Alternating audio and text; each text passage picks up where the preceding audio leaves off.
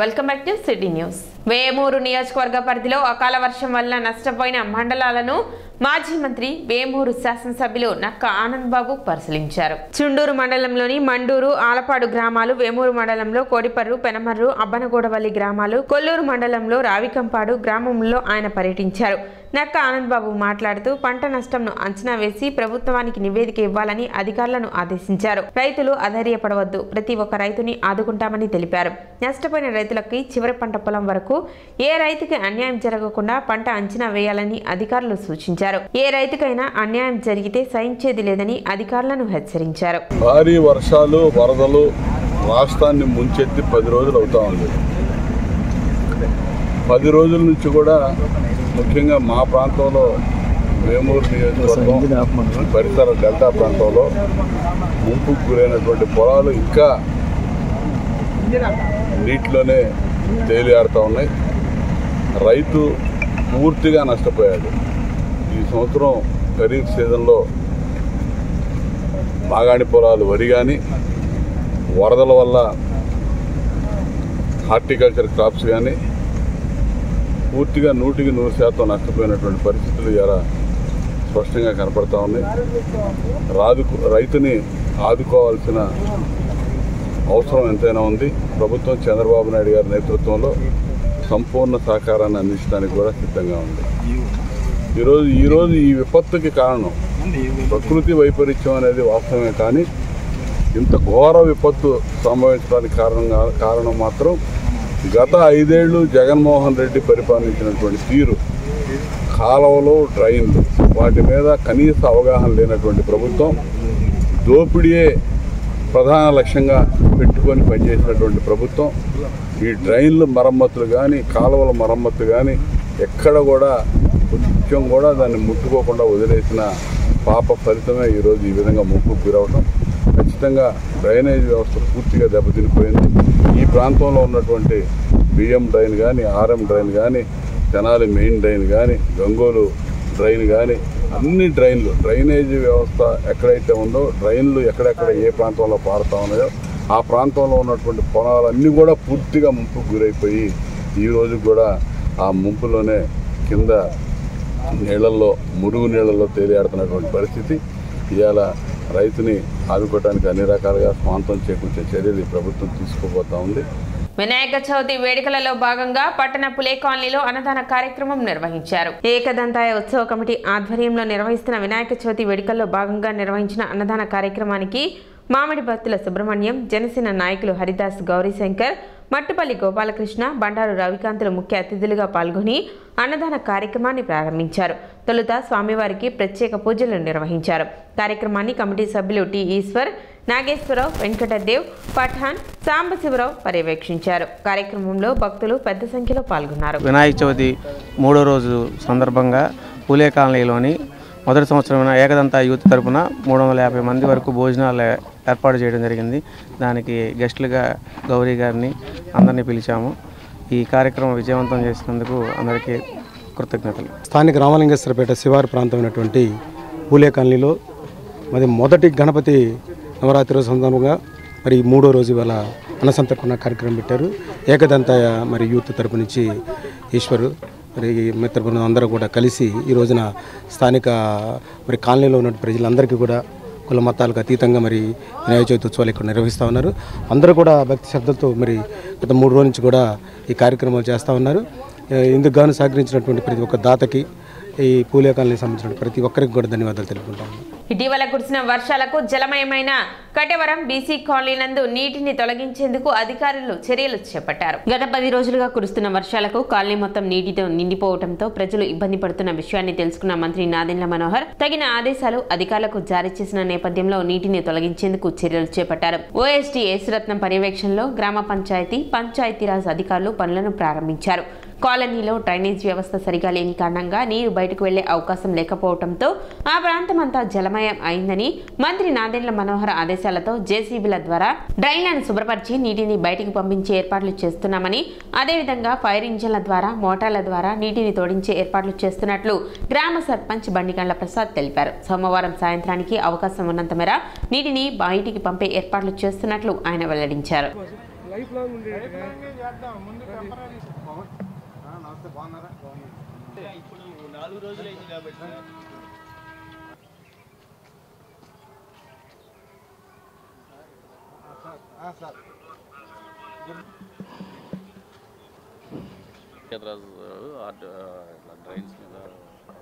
Sir ఇదంతా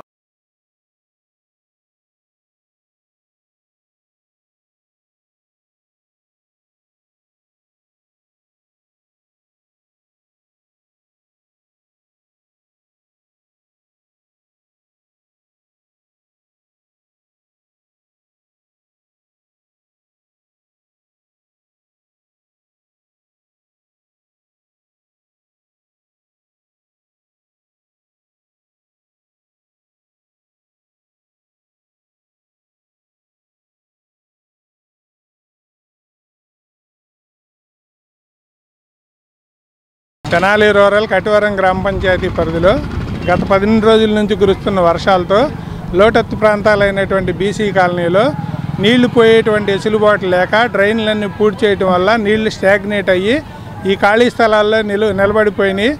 గౌరవ మంత్రివర్యుల యొక్క ఓఎస్డీ గారు యేసరత్నం గారు మరియు రెవెన్యూ ఇన్స్పెక్టర్ గారు వచ్చి పరిశీలించారు. ఈ పరిశీలనలో ఫైర్ స్టేషన్ ఫైర్ ఆఫీసర్ గారికి ఫోన్ చేయగా వారు ఫైర్ ఇంజిన్లతో ఈ డంప్ అయినటువంటి నీళ్ళన్నింటినీ బయటికి తొలగించడానికి తగిన ఏర్పాట్లు చేయమని ఆదేశాలు జారీ చేశారు. గ్రామంలో వివిధ రైతుల దగ్గర ఉన్నటువంటి పంపుల సాయంతో ఈ నిలబడేటువంటి నీటిని సాధ్యమైనంత త్వరగా ఈరోజు బయటికి తీసే మార్గం అన్వేషిస్తున్నాము.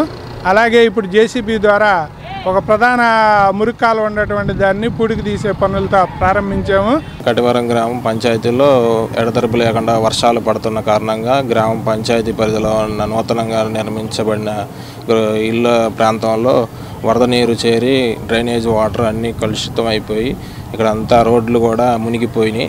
అదంతా కూడా మినిస్టర్ గారి దగ్గరికి తీసుకొని వెళ్ళాం. గ్రామ ప్రజలందరం సత్వరమే ప్రజలకి అందుబాటులోకి వచ్చి అన్ని విధాలుగా పరిష్కరించడానికి జేసీబీలు, వాటర్ మిషన్లు, ఫైర్ సిబ్బంది నుంచి పంపించి వర్క్ చేపిస్తున్నారు. అంతా కూడా సాయంత్రానికి అయిపోతుందని మేమందరం గట్టిగా నమ్ముతున్నాం.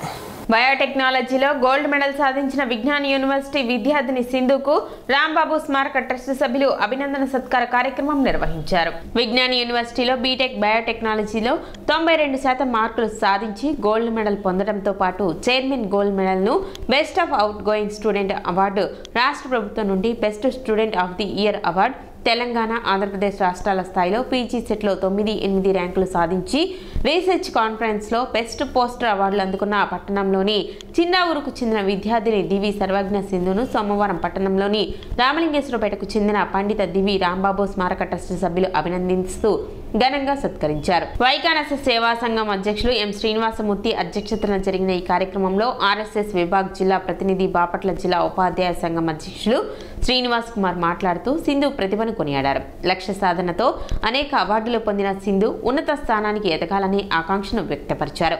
రాష్ట్ర అర్చక సమాఖ్య organisation secretary T Anantacharyulu, trust వ్యవస్థాపకులు పండిత దివి లక్ష్మీ నరసింహాచార్యులు, దివి వెంకయ్యమ్మ, పండిత నల్లూరి అనంత సైనం, తెలుగు అధ్యాపకుల సంఘం గౌరవ అధ్యక్షులు రామలింగేశ్వరరావు, వివేక విద్యా సంస్థల ప్రిన్సిపల్ రాధాకృష్ణమాచార్యులు, వైకానస సేవా సంఘం ప్రధాన కార్యదర్శి మాధవ కుమార్, వైకానస ఆగమ పండితులు అంజనీ కుమార్, వైకుంఠపురం దేవస్థానం అర్చకులు అలహరి రవికుమార్, ఉపాధ్యాయ సంఘం నాయకులు గంగిశెట్టి వెంకటేశ్వరరావు, బ్రాహ్మణ సేవామిత్ర సంఘ గౌరవాధ్యక్షులు రామ్ గోపాల్, శ్రీనివాస ఆప్టికల్ అధినేత ధన్వంతరి, ఉపాధ్యాయులు చిరంజీవి, యశ్వంత్ కుమార్, శ్రీధర్, అద్దేపల్లి మురళీకృష్ణ తదితరులు ప్రసంగిస్తూ సింధు ప్రతిభను కొనియాడారు.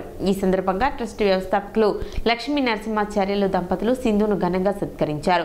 బాపన ఆచార్య స్మారక ట్రస్ట్ వ్యవస్థాపకురాలు శాంత నూతన వస్త్రాలతో సత్కరించారు. ఈ సందర్భంగా సింధు మాట్లాడుతూ సమాజానికి సేవ చేసేందుకు పరిశోధన చేసి ఉన్నత స్థాయికి ఎదగాలన్న తన ఆకాంక్షను వెలిబుచ్చారు. వేద పండితులు సింధును ఆశీర్వదించారు.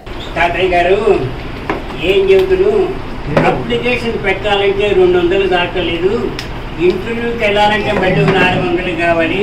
ఇప్పటికే ఉద్యోగం పోయి 4 రోజులైంది. ఈ 4 చోట్లకి అప్పులు తీసుకొచ్చి పెట్టాను, ఇంకా నేనేం పెట్టగలుగుతానండి అన్నాడు. అవకాశాన్ని బట్టి, నీ ఆర్థిక పరిస్థితిని బట్టి, నీ కుటుంబ వ్యవహారాలను బట్టి ముందు ఇంట గెలిచి రచ్చ గెలువు అని. నీ దేశాన్ని చూడొచ్చు, ముందు ఇంట్లో గెలిస్తే కదా దేశం సంగతి. అందువల్ల నేను క్షీరనీర న్యాయము అని అన్నారు. దాన్ని బట్టి నువ్వు ప్రవర్తించి దాన్ని నువ్వు మా తల్లిదండ్రులకి కోరికలు ఉంటాయి, మాకందరికీ కోరికలు ఉంటాయి. నువ్వు అభివృద్ధిలోకి రావాలని కోరికలు ఉంటాయి. అభివృద్ధిలోకి రావాలి, నీ ఇంటిని కూడా చక్కబెడుతూ ఆ పని చేయాలి అని నా కోరిక. అంతకంటే వేరే ఏమీ లేదు. ఓన్లీ ఎకడమిక్స్ అంటే ఆ ఈవెంట్స్ చేయొచ్చు కదా, లేకపోతే డాన్స్ నేర్చుకోవచ్చు, మ్యూజిక్ నేర్చుకోవచ్చు ఇలా అని. కానీ నాకు మళ్ళీ చిన్నప్పటి నుంచి ఏంటంటే మా మమ్మీ ఏ హాలిడేస్ వచ్చినా కానీ అసలు ఖాళీగా ఉంచేవాళ్ళు కాదు. ఆ హిందీ ట్యూషన్కి వెళ్ళు, ప్రాథమిక మాధ్యమిక అవన్నీ కంప్లీట్ చేసి. సో అలాగే మా మమ్మీ వాళ్ళ ప్రోద్బలంతో నేను ప్రాథమిక మాధ్యమిక హిందీలో మొత్తం కంప్లీట్ చేశాను. తర్వాత వచ్చేసి ఇంటర్మీడియట్లో వచ్చేసి బైపీసీ తీసుకున్నాను. ఎందుకంటే ఫస్ట్ నాకు చిన్నప్పటి నుంచి ఏమేంటంటే డాక్టర్ అవ్వాలని ఉండేది. బట్ నేను ఇంటర్మీడియట్లో ఒక నీట్ కోచింగ్ కాకుండా నార్మల్ ఐపీ కోచింగ్ తీసుకున్నాను అనమాట. సో నాకు నీట్లో అంత మంచి ర్యాంక్ రాలేదు. నేను మళ్ళీ ఒక 1 year వేస్ట్ చేసి ఎందుకులే డాక్టర్ మళ్ళీ వాళ్ళు ఇబ్బంది పెట్టడం, నెక్స్ట్ అదర్ దాన్ డాక్టర్ కాకుండా ఇంకా సొసైటీకి సర్వీస్ చేసే ఆపర్చునిటీస్ ఏమున్నాయని ఆలోచిస్తే biotechnology is one of that. Biotechnology అనేది లివింగ్ ఆర్గానిజమ్స్ మీద మనం రీసెర్చ్ చేయొచ్చు. ప్లాంట్స్ వెళ్ళొచ్చు, యానిమల్స్ వెళ్ళొచ్చు, లేకపోతే వ్యాక్సిన్స్. ఇప్పుడు 2000 మొన్న కోవిడ్ పాండమిక్ దగ్గర నుంచి vaccine designing is a major part అనమాట. సో దాని తర్వాత నేను ఆ ఇంటర్మీడియట్ కంప్లీట్ అయింది. సో ఇలా చాలా దానికి వైడ్ రేంజ్ ఆఫ్ ఆపర్చునిటీస్ ఉన్నాయి. నాకు కూడా ఇది ఉపయోగపడుతుంది. ప్రతిభావంతురాలైనటువంటి సర్వజ్ఞ సింధు అంటే సముద్రం అని కూడా చెప్పచ్చు. అంటే జ్ఞానానికి సముద్రం లాంటిది అనమాట.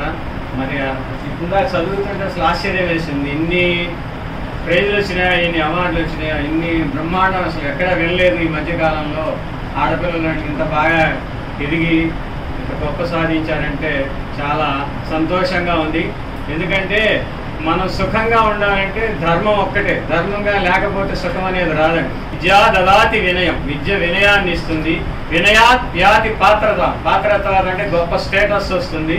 పాత్రత్వా ధనమాప్నోతి, మనం గొప్ప స్టేటస్కి వెళ్ళాక మనం వద్దన్నా సరే ధనం వచ్చి పడుతుంది.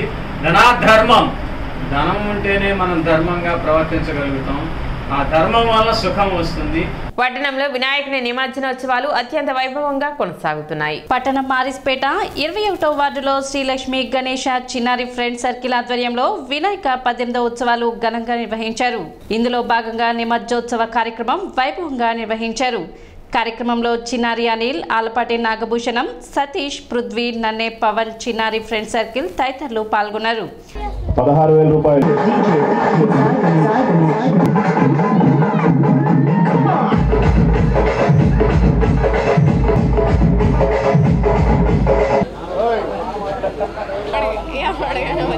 ఈ పాటలో పాల్గొనవచ్చు. 8 కేజీల స్వామివారి లడ్డూ ప్రసాదం, వేలంపాట, దేవుడి పాట.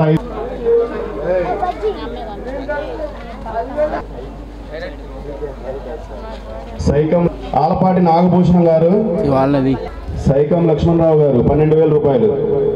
స్వామివారి ఆలపాటి నాగభూషణం గారు, పాతూరి వెంకటేశ్వర రెడ్డి గారు 16,000. పుట్టం పవన్ కళ్యాణ్ 17,000 రూపాయలు. 2,000 రూపాయలతో సొంతం చేస్తున్నారు. స్వామివారి లడ్డూ.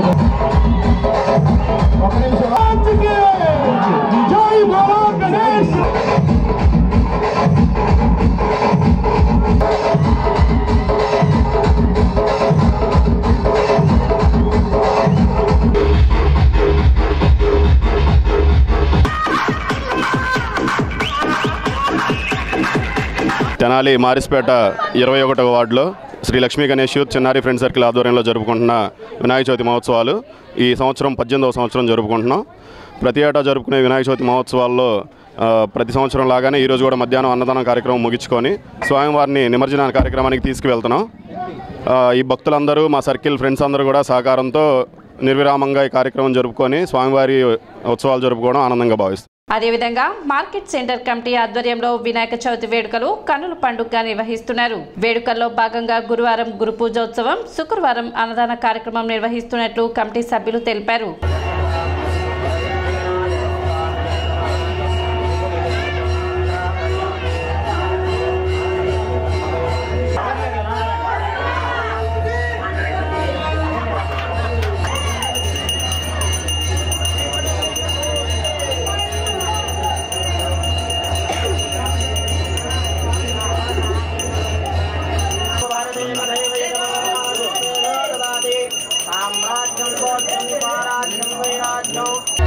గణపతి మహోత్సవాలు గత 21 సంవత్సరాలుగా ఎంతో అత్యంత వైభవంగా కనుల పండుగ జరుగుతూ ఉన్న ఈ కార్యక్రమానికి సహకరిస్తున్న దాతలందరూ కూడా అష్టైశ్వర్యాలతో సుఖ సంతోషాలతో అన్ని వేళల ఆయురారోగ్యాలతో ఉండాలని చెప్పి మార్కెట్ ఏరియా కమిటీ వారు మనస్ఫూర్తిగా కోరుకుంటున్నాం.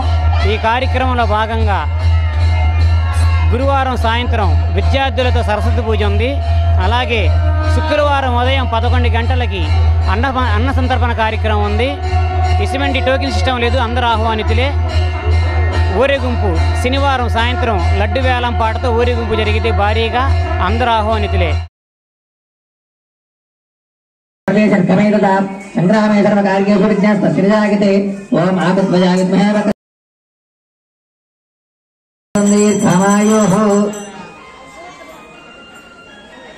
ఆనందకప్పుడు సమర్పయామి నీరాజనానంద సుఖ సమర్పయామి. జై నమః పార్వతీపతగే హర మహాదేవ. విజ్ఞాస్తే ఓం ఆగత్వజాయ విద్మహే వక్రతుండాయ ధీమహి.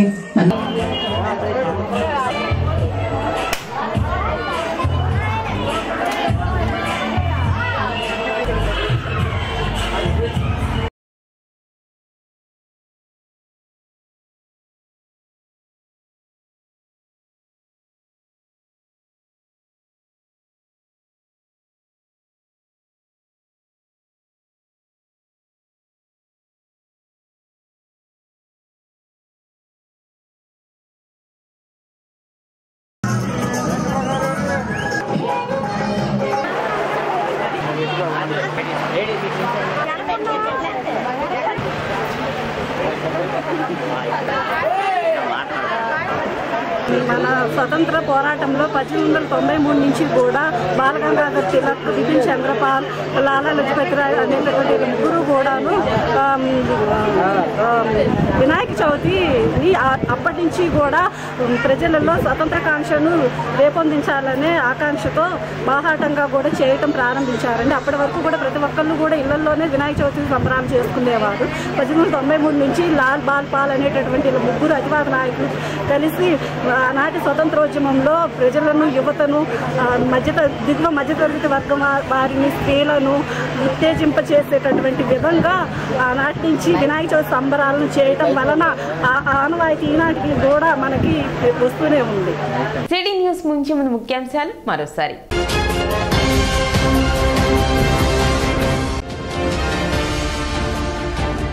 తెనాలి సబ్ కలెక్టర్గా సంజనా సింహ. వరద ముంపు గ్రామాలలో ప్రభుత్వ సహాయ కార్యక్రమాలు కొనసాగుతున్నట్లు వెల్లడి.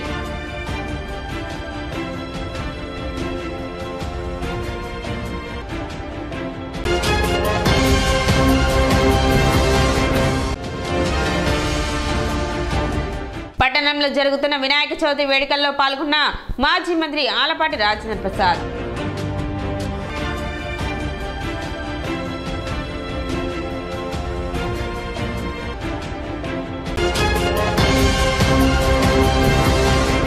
సిటీ న్యూస్ ఇంతటితో సమాప్తం. నమస్కారం.